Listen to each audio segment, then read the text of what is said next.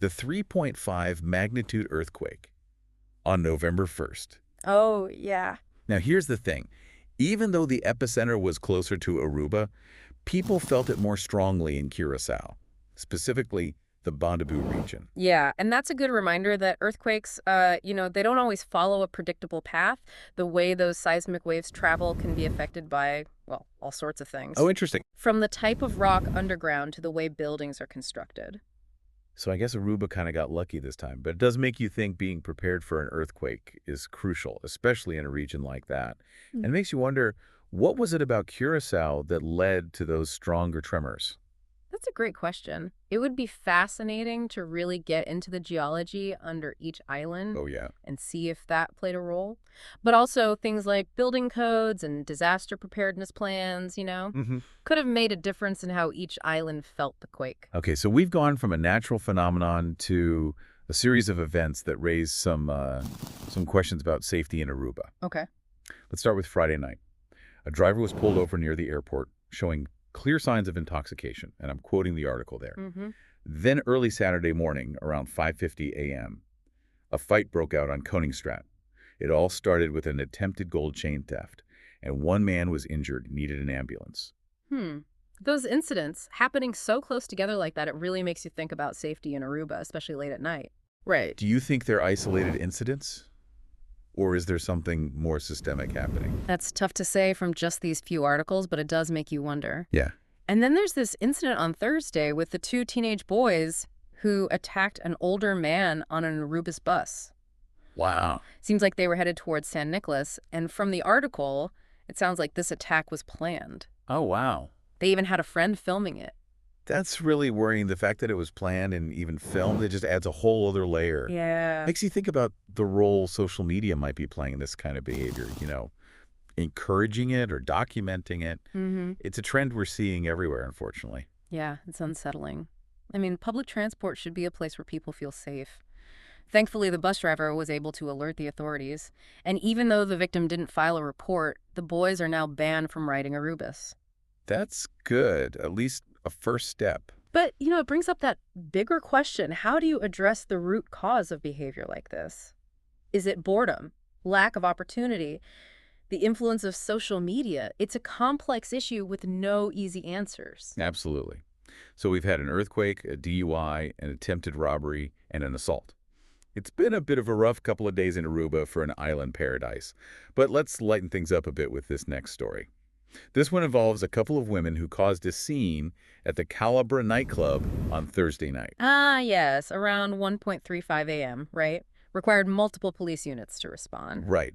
But by the time the police got there, security had already kicked the women out, Oh. and they were last seen near a McDonald's in Palm Beach. Guess even after a night of drama, you still got to grab those late-night fries. Makes you chuckle. It also highlights those challenges you face when you're managing public spaces. Oh, yeah. Especially in places like Aruba, which are popular tourist destinations.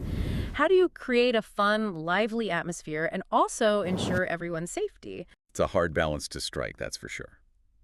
Okay, so we've covered quite a range of events: natural disasters, crime, and some late-night shenanigans. Yeah. It's painting a picture of life in Aruba that's a bit more nuanced than just sunny beaches and cocktails, wouldn't you say? Absolutely. And it really makes you wonder what else is going on beneath the surface in Aruba. What other stories are waiting to be told? Yeah. Well, let's delve into these news articles and see what else we can uncover. It's really fascinating how each of these incidents kind of builds on our understanding of life in Aruba. Yeah, like from natural events to just human behaviors. Yeah. Like we're getting a crash course in Aruban society, Mm-hmm. but instead of lectures, we've got earthquakes and nightclub brawls. Right.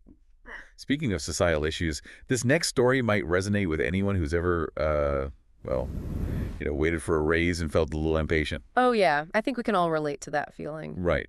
Well, it seems some employees of the Aruban General Services, AGS for short, they actually staged a brief strike because of delays in getting their promised salary increases. The AGS, they're responsible for a lot of the island's essential services, right? Yeah. Waste management, infrastructure maintenance, upkeep of government vehicles. Right. So a strike within the AGS, that could have a pretty big impact on the island, I would think.